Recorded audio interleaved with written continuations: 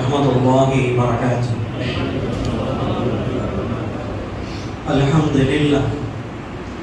நம் எல்லோரின் மீது அல்லாஹ்வுடைய சாந்தி, சமாதானம், அமைதி, ஆரோக்கியம், உடல் நலம் அனைத்தும் உண்டாகட்டுமாக. அல்லாஹ் தஆலா நம்முடைய இந்த வருகையை பொருந்திக் கொள்வானாக. நாம் இங்கிருந்து பிரிந்து செல்லக்கூடிய நேரத்தில் அவன் வாக்களித்த ஒரு மாதத்திற்குரிய நற்கூலியை சிந்தாமல் சிதறாமல் நிரப்பமாக தந்தருமானாக. இந்த நல்ல நாளில் அல்லாஹ்விடம் நாம் பாவ மன்னிப்பை ஆதரவு வைக்கிறோம், ஆரோக்கியத்தை வைக்கிறோம். உலகம் அனைத்திலும் உள்ள முஸ்லிம்களுக்கு மன அமைதி, நிம்மதியை கேட்கிறோம். அல்லாஹ் அனைத்தையும் நிறைவாக தருவானாக. அருமை சகோதரர்களே, ஈதுல் ஃபித்ர் என்று சொல்லப்படக்கூடிய இந்த ஈகை திருநாளில் நாம் எல்லாம் இங்கு அல்லாஹுடைய இல்லத்தில் ஒன்று கூடியிருக்கிறோம். அல்லாஹ்வுடைய அளப்பெரும் கிருபையினால் நம்ம எல்லோருடைய எண்ணங்களின்படி நீண்ட நாட்களுக்கு பிறகு 30 நோன்புகளை நிறைவு செய்திருக்கிறோம். 30 தராவீஹ் தொழுதிருக்கிறோம். கிட்டத்தட்ட 600 ரக்காத்துகள், 600 ரக்காத்துகளுக்கு 1200 சஜிதாக்கள். குர்ஆனுடைய சஜிதாவுடைய ஆயத்து 14, 1214 சஜிதாக்களை நாம் நிறைவாக செய்திருக்கிறோம். ஒரே ஒரு சஜிதாவினுடைய மதிப்பு என்னவென்றால், அல்லாஹ் குர்ஆனிலே சொல்லுவான், வஸ்ஜுது லில்லாஹி வக்தரிப். நீங்க உலகத்துல எவ்வளவுதான் நல்ல காரியம் பண்ணுங்க, அது எல்லாவற்றையும் விட அல்லாஹ்வுக்கு நெருக்கத்தை தர்றது சஜிதா தான். அல்லாஹ்வுக்கு நெருக்கத்தை தர்றது என்னங்க? சஜிதா.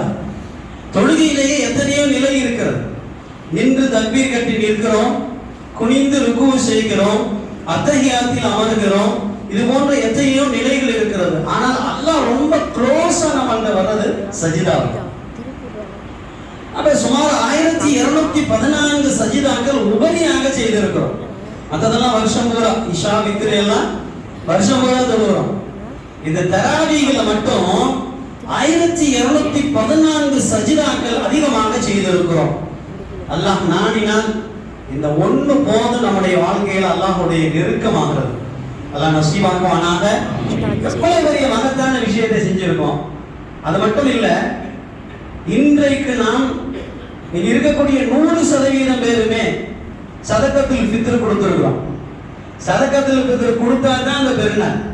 ஹதீஸிலே வருகிறது, நீங்கள் பெருநாள் அன்று ஃபஜ்ருக்கும் பெருநாள் தொழுகைக்கும் இடையில அந்த சதக்கத்துல் ஃபித்ரை ஏழைகளுக்கு கையில கொடுத்துருங்க. கொடுத்துட்டு பெருநாள் தொழுகைக்கு வாங்க அப்படின்னு சொல்லப்பட்டிருக்கு. ஏன் பெருநாளுடைய தொழுகைக்கு வருவதற்கு முன்னால கொடுக்கணும்னு சொன்னா, பெருநாள் தொழுகையில் தான் இந்த ஒரு மாதத்தினுடைய வெகுமதிகள் அல்லாஹ் தர்றதுக்கு கரெக்டா பேக் பண்ணி வச்சிருக்கான். அந்த பேக்கிங், அந்த பரிசு, அந்த வெகுமதி, அந்த நற்கூலி எல்லாம் சதக்கத்துல் ஃபித்ர் கொடுத்தா நம்மள்ட்ட வரும். இல்லாட்டி ரிட்டர்ன் போயிடும். இல்லாட்டி நினைஞ்சிடும்.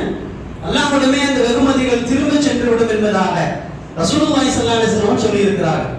அப்ப இந்த ஹதீஸ் நாம தெரிஞ்சோ தெரியாமலோ இந்த விளக்கங்கள் அல்ஹம்துலில்லாஹ் 100% முஸ்லிம்களுக்கும் தெரிந்திருக்கிறது. சுமார் நோன்பு 21ல இருந்து கேள்வி கேட்க ஆரம்பிச்சாங்க, ஃபித்ரா பணம் எவ்வளவு? அப்ப கொடுக்கணுங்கிற ஆர்வம். நோன்பு நோச்சிருக்கலாம், நோக்காமல் இருக்கலாம். சிலருடைய உடல்நிலை, வயோதிகம், இயலாமை இதெல்லாம் இருக்கு. ஆனா எல்லாருமே 100% என்ன செய்யறாங்க? சதக்கத்துல் ஃபித்ர் என் வீட்டில் இத்தனை நபர்கள் கணக்கிட்டு கொடுப்போம். ஜமாஅத்துல் உலமா 90 ரூபாய் என்று போட்டிருப்பது குறைந்தபட்சம் ஒரு ஆளுக்கு குறைந்தபட்சம் 90. அதுக்கு கீழே போயிடக்கூடாதுன்னு சொல்றதுதான். அதுக்கு மேல நீங்க எவ்வளவு வேணா கொடுக்கலாம். நான் கேள்விப்பட்டேன், ஒரு கோடீஸ்வரர் சதக்கத்துல் ஃபித்ருக்கு என்ன செஞ்சிருக்கிறாரு? ஒரு கார் வாங்கி டொனேட் பண்ணிருக்காரு. அல்லாஹு அக்பர். அப்ப எங்கிருந்து அதிகமாக போய் சேர வேண்டும் என்று நினைக்கிறார்கள். சொல்ல வந்தது என்ன?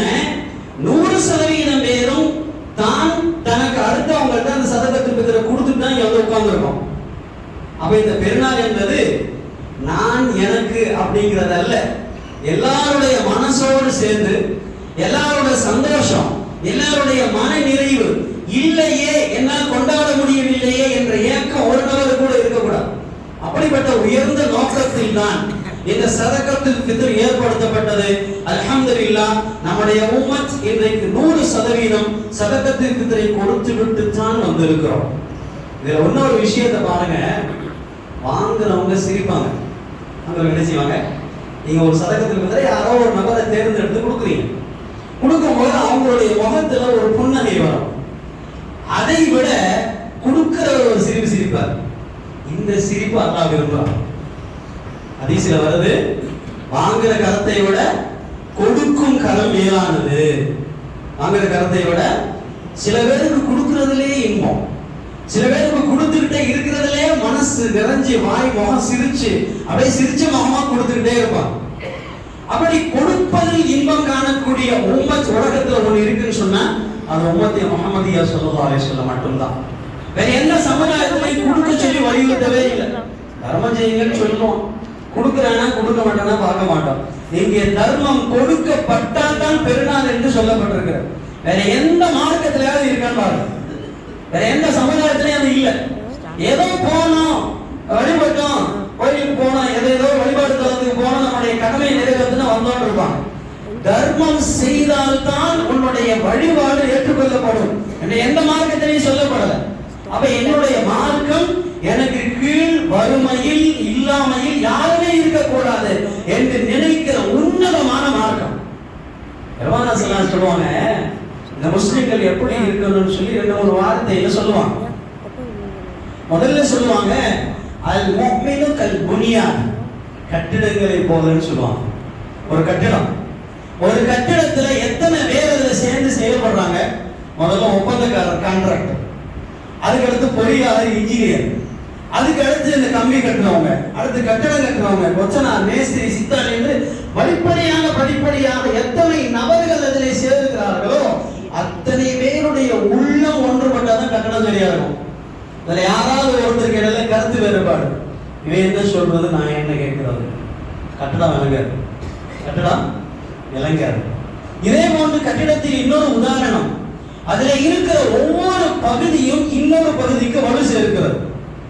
கீழே தோன்றும், பூமிக்குள்ள தோன்றும், பேஸ்மெண்ட், அதிலே போடப்படுகிற அத்தனை விஷயங்களும் இந்த கட்டடத்தின் உச்சியில இருக்கிற விஷயத்திற்கு என்ன செய்யுது? வலு சேர்க்கிறது. ஒவ்வொரு பகுதியும் இன்னொரு பகுதிக்கு வலு சேர்க்கிறது. என் பெருமானா ஸல்லல்லாஹு அலைஹி வஸல்லம் அதைத்தான் சொல்கிறார்கள், ஒரு கட்டடத்தில் இருக்கிற பல பகுதிகளை போல என்னுடைய சமுதாயத்தில் இருப்பாங்க. ஒருத்தருக்கு ஏதாவது ஒண்ணுச்சுன்னா இன்னொருத்தர் தாங்க மாட்டார், ஒருத்தருக்கு ஏதாவது நடந்தா தாங்க மாட்டார். இன்னொரு அருமையான உதாரணம் சொல்றதுல பெருமானா ஸல்லல்லாஹு அலைஹி வஸல்லம் அவருக்கு நிகராக இந்த உலகத்துல யாரும் சொல்ல முடியாது. இன்னொரு இடத்துல சொல்லுவாங்க, கல் ஜஸதில் வாஹித், என்னுடைய சமுதாயத்தினர் ஒரு உடம்புல இருக்கிற பல உறுப்புகளை போல. எவ்வளவு அருமையான உதாரணம் பாருங்க. நடந்து போயிட்டே இருக்கிறோம், காலில் முள்ளு குத்துது, அடுத்த செகண்ட் கண்ணில் தண்ணி வருது. ஆளுக்கு கண்ணுக்கு என்னங்க இருக்கு? காலில் தான் முள்ளு குத்துது, என்ன செய்யுது? கண்ணில் தண்ணீர் வருகிறது, உடம்பெல்லாம் அப்படியே அதிருது. உடனே அவர் எங்க உட்காரலான்னு பார்க்கிறார், அந்த முள்ளை பிடுங்கணும்னு பார்க்கிறார். காலில் தானே முள்ளு குத்துச்சுன்னு போய்கிட்டே இல்லை. இது போன்று என்னுடைய உம்மத்தினர் ஓர் உடலில் இருக்கிற உறுப்புகளை போல ஏதாவது ஒரு விஷயத்திற்கு பாதிப்பு ஏற்பட்டால் உடல் ஃபுல்லா காய்ச்சல் வந்துடும். காய்ச்சல் ஒரு வியாதி கிடையாதுங்க.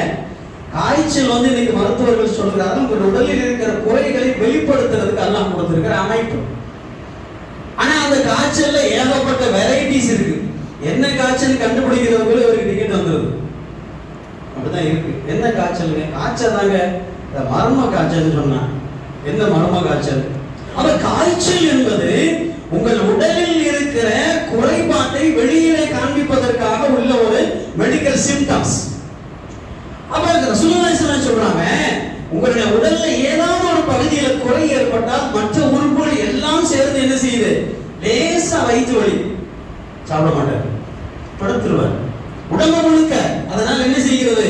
மறியல் பண்ற மாதிரி அந்த உறுப்பு சரியானா தான் எல்லாம் சரியா இருக்கும். ஏதாவது ஒரு உறுப்பு பாதிக்கப்பட்டாலும் கூட மற்ற எல்லா உறுப்புகளும் அதோடு சேர்ந்து தன்னுடைய வளர்ச்சியை கட்டுப்படுத்திக் கொண்டு பாதிப்பு உள்ளாக்கி விடுகிறது. இதே போன்ற முஸ்லீம்கள் எங்கேயோ யாரோ பாதிக்கப்படுறாங்கன்னு சொன்னா கூட தாங்கிக்கிற மாட்டாங்க முஸ்லீம்கள். எல்லா நோம்புகளை விட இந்த நோன்பை நாம நோம்பு 1ல ஆரம்பிச்சோம், பஜ்ர்ல 94 ஓதுனோமா, அல்லாஹும்ம ஹதினா ஃபீமன் ஹதை. அந்த குனூத் நாஸிலா இன்னைக்கு ஃபஜ்ர் வரைக்கும் ஓதணும். யாருக்காக ஓதணும் சொல்லுங்க? பாலஸ்தீன் மக்களுக்கு. அவங்க நமக்கு என்ன சொந்தமா, வந்தமா, மாமக்களா, குப்பி மக்களா? எதுவுமே இல்லை. என்னுடைய இஸ்லாமிய ரத்தம் அங்கே நோன்பு திறக்கும் நேரத்தில் பாதிக்கப்பட்டார்கள். அவர்கள் ரத்தம் சிந்தி ஷஹீதானார்கள். எத்தனையோ பேர் இன்றைக்கும் கையிலிருந்து காலிலிருந்து மருத்துவ வசதி கூட கொடுக்கல. அரக்கம் அரக்கன்னு சொன்னா அவன்தான். எவ்வளவு பெரிய அரக்கத்தனம் தெரியுமா? அவர்களுக்கு கொடுக்கப்படுகின்ற உதவிகளை கூட அவர்களிடத்திலே சேர முடியாத அளவுக்கு அங்க இருக்கிற ஆட்சி அதிகாரம். என்ன காரணம்? முஸ்லீம் ஆயிட்டாங்க, இஸ்லாமா இருக்கிறாங்க, கலிமா சொல்லிட்டாங்க. இத ஒண்ணுதான் காரணம். இல்லாட்டா அடிப்பானா? பாதிப்பு உள்ளவங்கள அவன் சோழல கை போட்டு கூட்டு போயிடுவான். அப்ப அங்கே பாதிக்கப்பட்டிருக்கிற இந்த இஸ்லாமிய சொந்தங்களுக்காக சில 100 பேர், அங்க இருக்கிறவங்க எவ்வளவு பேர்? சில 100 பேர், அவர்களுக்காக வேண்டி 200 கோடி முஸ்லிம்களும் துஆ செய்றாங்க. பலஸ்தீன் மக்காவுல இமாம் துஆ செய்றாங்க. பார்த்திருப்பீங்க, மக்காவுல இமாம் துஆ செய்றாங்க. அல்லாஹும்ம ஹஃபல் பலஸ்தீன், பலஸ்தீன் மக்களை பாதுகாப்பாயாக அப்படின்னு சொல்லி அங்க லட்ச மக்கள் தொழுகிற இடத்துல மக்காவுல இமாம் துஆ செய்றாங்க. நேற்றைக்கு வந்த ஒரு காணொளி, பலஸ்தீன் மக்களுக்காக வேண்டி துஆ செய்றாங்க இமாம். அவர் உணர்ச்சி வசப்பட்டு துஆ ஓதும்போது மூத்தாயிட்டார். பாத்தீங்களா? உணர்ச்சி வசப்பட்டு அந்த பலஸ்தீன் மக்களுக்காக வேண்டி துஆ செய்றாரு. துஆ செய்து கொண்டிருக்கும் போது உணர்ச்சி வசப்பட்டு கீழே விழுந்தாரு, சக்கராத்து மூத்தாயிட்டார். அப்ப இந்த உணர்வு ஏன் வருகிறது? என்னுடைய இஸ்லாமிய சொந்தங்கள் எங்கேயும் யாரும் பாதிக்கப்படக்கூடாது. அவன் பாட்டுக்கு இருக்கட்டும், நான் பாட்டுக்கு இருக்கிறேன் அப்படின்னு சொல்லி நாம இருக்க மாட்டோம். செல்ஃபிஷா முஸ்லிம்கள் வாழ மாட்டாங்க. அப்படி வாழ்ந்தா அவங்க முஸ்லீம் இல்லை. அப்படி வாழ்ந்தா நான் எனக்கு என்னுடைய காம்பவுண்டு, என் லைஃப், என் ஒய்ஃப் அப்படின்னு வாழ்ந்தா அவன் முஸ்லீமே கிடையாது. என்னுடைய உலகத்தில் எங்காவது ஒரு கோடியில் ஒரு முஸ்லீம் பாதிக்கப்பட்டாலும் என்னுடைய ரத்தம் இங்கே கொதிக்க வேண்டும். குறைந்தபட்சம் அவர்களுக்காக துஆ செய்ய வேண்டும். இதை விட பெரிய ஆயுதம் நம்மள்ட்ட இல்லை. பெரிய விஷயம் பாருங்க, நாம் இத்தனை நாள் கேட்ட துஆக்களுடைய பலன்.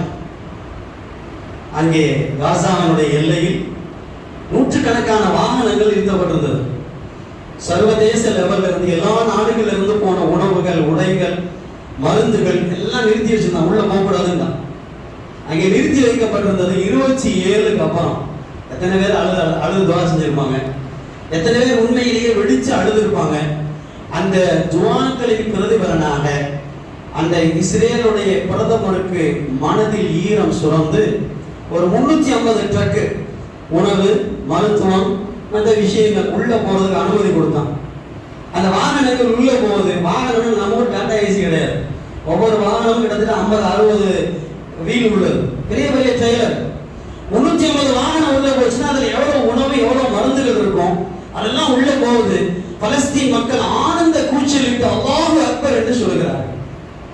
ஐயா ஒரு பெரியம்மா உட்கார்ந்து ஓதிக்கிட்டு இருக்காங்க, தஸ்பீஹ் ஓதிக்கிட்டு இருக்காங்க. அவங்கள்ட்ட கொண்டு போய் அந்த உணவு மருந்துகள்லாம் வச்சுட்டு, நமக்கு அல்லாஹ் முகம் பார்த்துட்டான், இந்த மருந்துகள் வந்துருச்சுன்னு சொன்னா அந்த அம்மா ஒண்ணுமே செய்யலைங்க. நம்மளால தான் எந்திரிச்சு குதிச்சுருப்போம்.